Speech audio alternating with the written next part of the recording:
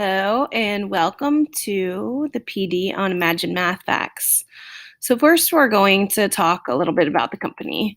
Imagine Learning is a company based out of Utah, and actually the whole entire state has access to Imagine Learning. It's written into their state legislature, and what happened was they had a huge influx of students with English as a second language, and they needed a way to fix that problem. How do they pretty much close the gap?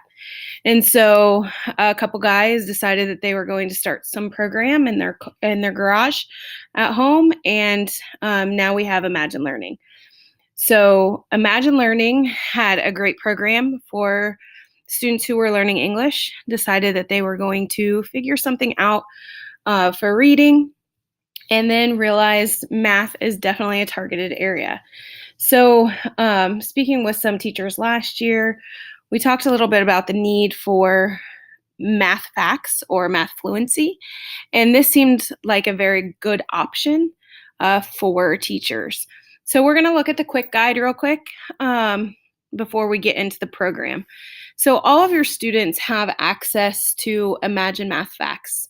That should 100% be taken care of. I think those students had access before you as teachers even had access. They could go in through the ClassLink portal.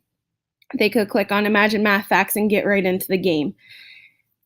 As far as teachers, our login should give you reports, show you a little bit about your students, what they're doing, how often they're on, also about their progress. So as far as the dashboard, most of this stuff has already been taken care of as far as getting logged in. Students can use headsets. If not, you'll want them to turn off their volume because noise comes through. Music is played while they are playing. When it comes to looking at the MathFacts portal, and I'll pull it up so we can see this firsthand, but we are going to be able to get teacher information from there. So you can see here we have where you can review current classes and students, review the operations that they're working on, and then manage your classroom settings and preferences. Hopefully, as far as adding students, that's not anything that you have to do on your end. To be honest, Imagine Learning is mostly on the student. It is an all math facts game that they'll work through. And on the way we have it set up through ClassLink, you should not have to add any students. It should update every 24 hours with your new class list. And so a lot of these operations and figuring out how to, set up a class or add students to a class, that's taken care of for you.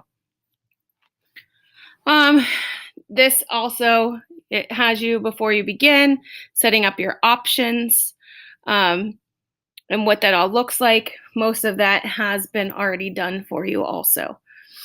You will be able to look at your weekly usage as a class, but also individual students. Your resources. Imagine Learning is pretty neat in the fact that it does time how students are responding. So when they are doing their typing practice and how they are responding within their typing practice will show how quickly they will be or should be responding to their math facts. And so it kind of works to where we know how long it takes them to just find their letters or their numbers. Therefore, we're going to give them that time to be able to respond to the math facts. One thing about Imagine Learning is it doesn't require a lot of practice. 15 minutes 3 times a week, or what they would say is best practice is 45 minutes. This could be inside class, outside class. If we're looking at 45 minutes within 5 days, that's, less than 10 minutes a day. And so that is something to consider also. It's a great option for your blended learning, but it's also a good option for your E&I periods. So the students will do a pretest once they select whether they're doing addition, subtraction, multiplication, or division. They will select their grade level in which they're at. The pretest is provided. They'll choose a character and then they start their typing practice, which I had talked about before, is they're trying to find the response time for students typing the letters or the numbers, sorry. They get to design their avatar. There is background music. There is feedback that is immediately given to the students. And once they unlocked Ninja Mode, they can go into that. So Ninja Mode is available for students in grades 3 or higher that have reached 95% fluency. The mode has Ninja Apprentice, Ninja Masters, and as students unlock higher levels with their math facts, they'll change in their Ninja Mode, and the time allowed to complete the answers also decreases. So you can read all of that as far as that is concerned, but I know a couple of teachers were already a little concerned with some of the math facts were too low. But once they reach that 95% fluency, there are other levels in which they can get to. So they provide you some opportunities or some different ways of being able to use this. We can do it in class rotation, so your blended learning models. Some of the schools that we visited when we were in Utah, they had computer lab rotations. So they actually had whole classes rotating in and doing Imagine Learning. Again, Utah has a huge population of English as a second language. And so therefore, a lot of the schools or some of the schools do use computer lab rotations. You can do it before and after school instruction. One particular student already in one of our 5th grade classes has set a goal for the school year to get better at division. And so when she was sharing her goals with me during her class, I had suggested one of the ways of meeting her goals was practicing on Imagine Learning. And she really enjoys the product. She is already seeing some progress in her math facts. So it's really exciting to see what this student's doing. The teacher already gives some opportunities for the students to be able to log on to Imagine Learning. And so we'll look a little bit into some of the classes that are already using it so you can see the progress that they are making or how it shows us as teachers. Let's see. And that's all as far as the quick facts. So it's pretty simple. I will include the quick facts at the end of the presentation for you to be able to look at that. Oops. So the next thing we're going to look at is the product itself. So here is Imagine Learning, and you have the opportunity to choose addition, subtraction, multiplication, division.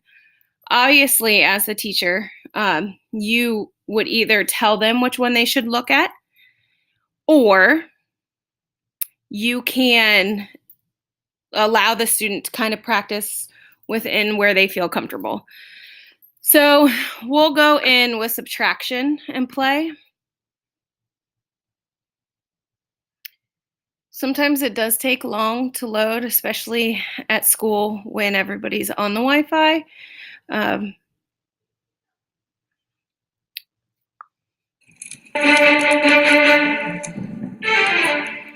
So this is where you'd go and choose your character.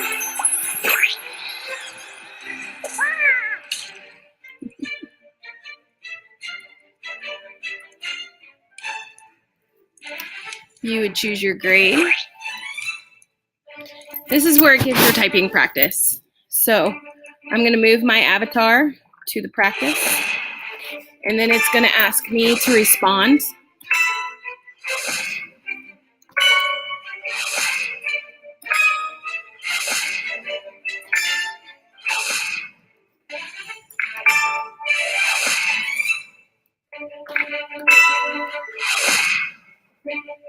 My response time's a little slow.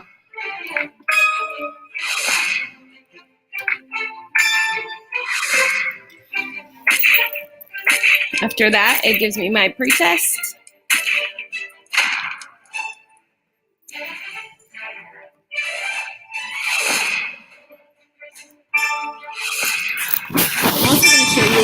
like when you get problems wrong.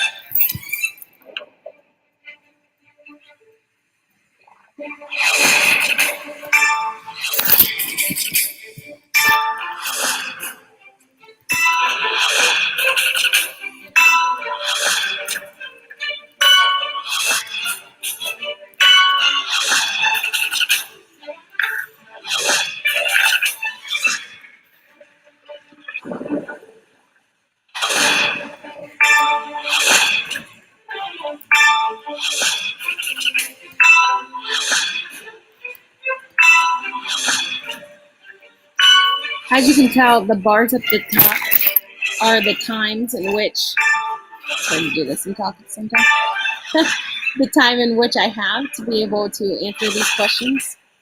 Hopefully we can get through this soon so I can show you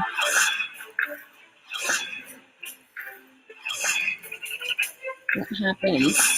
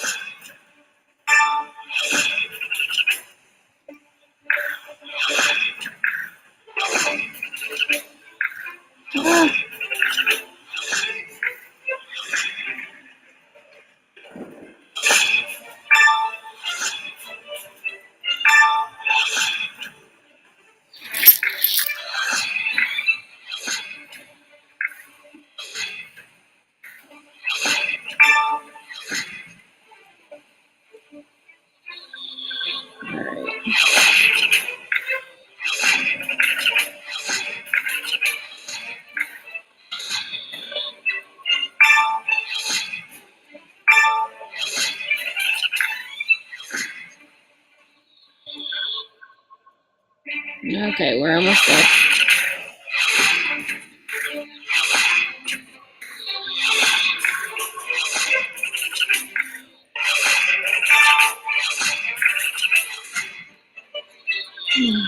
There we go. All right, so this is where it is going to take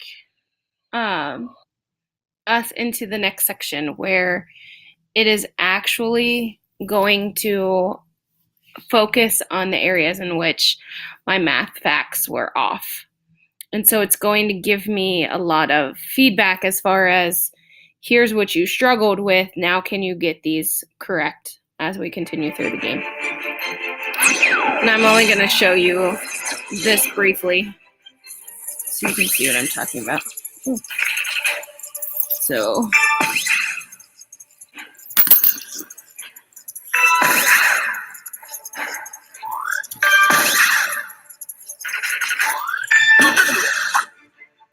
So those were obviously problems that I had trouble with. Whether it was the reversal of the problem or the problem itself, it's going to give us feedback on that. So that is what Imagine Learning looks like once you play it. And I will send the demo for you so that you have a good idea of what this all looks like if you would like to play it yourself. So you will get that today. As far as how to get there, so you'll go into ClassLink. You will see a Math Facts Imagine Learning icon in your ClassLink. Our icon is obviously, it looks the same as the students, but as soon as they get in, it takes them straight to the game. When we click on it, it is going to take us to our student reports. So obviously all I have right now are daily student reports as far as the usage. And since we're just kind of getting up and running, we're not super active in the program. So we can get a summary of our usage, which is going to tell us a little bit about our class as a whole, how we're using it, how many operations are played, how many were actually finished.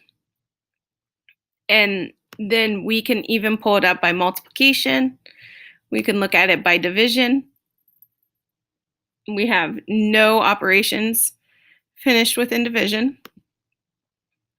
Addition, how many operations are finished versus the amount of play. And then subtraction. So obviously our kids prefer addition and multiplication over subtraction and division. So gives us some good details on that. Now, once we get into some of these particular students, if we go into multiplication, we can go into particular students and see how they're doing. So here is Audrey. There's the amount that she has passed off. And the amount that's in progress and waiting was 77%. So on her pretest, she did get an 81.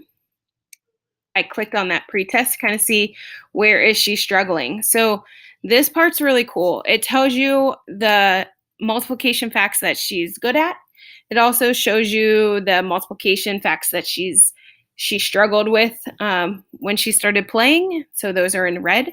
And then the yellow ones, those are correct. As far as she might have been able to get 4 times 5, but she wasn't able to get 5 times 4, or vice versa. So if you look here, 4 times 5 is red. That's the one she got incorrect. 5 times 4 she got correct. And therefore that is why it's yellow. So she gets it one direction and not the other, which would show that she's not super fluent within that area. Let's go into the student here. Well, maybe. Let's see if we can get this working. Again, sorry. For some reason that took us out. Let's try this again. So let's get back in.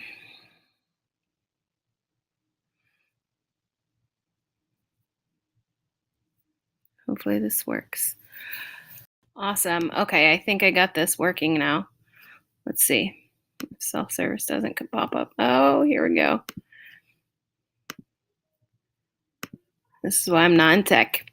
All right, so if we go ahead and we hover over some of these students, as you see something popping up, it tells us how they did on their pretest, their progress, if we see any improvement, any time invested, estimated time remaining as far as to finish the operation or to finish out what they are currently working on.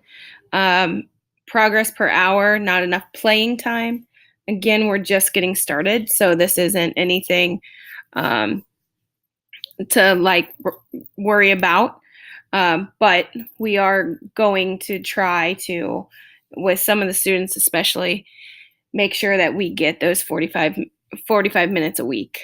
It'll give us a good indication of where our students are. So again, each of these dots are students who have played, and it'll tell you just a little bit about how they are doing as they go through. So here we have a student who has an improvement from his pretest to his, throughout his progress. He's invested 1.1 hours. He has 1.6 hours remaining. Through this particular, I think we're in multiplication right now, but it gives us a good spot of where he's at. So his progress per hour is 13%. And so he is seeing a lot of good practice time, but also a lot of good feedback as he moves through. These green ones, where is it at? These are the individuals who are finished. So here we have a pre-test of 71%, post-test of 92%, with an improvement in 29%, with 1.1 hours time invested. And so their progress is 26.4 for the amount of time that they've spent on there. And so it gives us a really good information about these students. This particular kid started his pretest in 82. In addition, finished it at 98, pretest at 75 in subtraction, and his progress is 76%. So a 1% increase as we have moved through. So it gives you a lot of good information about our students. We were asked at one point, like, what if our students are really good where they're at and it seems too easy? Again, they have the different stages in which they can move them through, but also the kids who are super strong in fluency, it might be some of our Math Plus kids, and you don't feel all of the students need to be on it. Kind of select kids and say, hey, I think this could be pretty beneficial as we move forward. You know your students, you know who needs it, you know who does not. However, we do have a large contingent of our populations who do need the math fluency and the math practice. And so this provides them the opportunity to do it. And in most cases, the students actually enjoy it as they move through. So let's see if I can get this graph. Yep.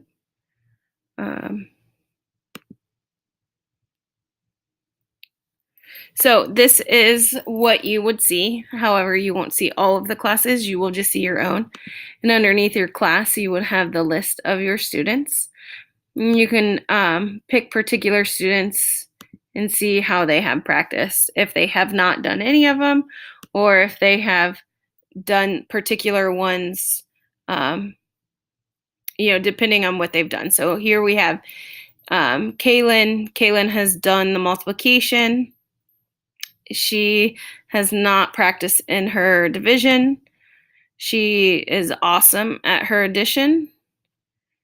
And then she had a few maybe that she missed in her subtraction. So going back, we can kind of see where we need to practice. Some of them, they go into the higher levels, and we start to see, I'm trying to figure out what student. We had some students who performed extremely high in their multiplication. So they were getting into the double-digit numbers. And we were starting to see these students. We were starting to see some major increases within their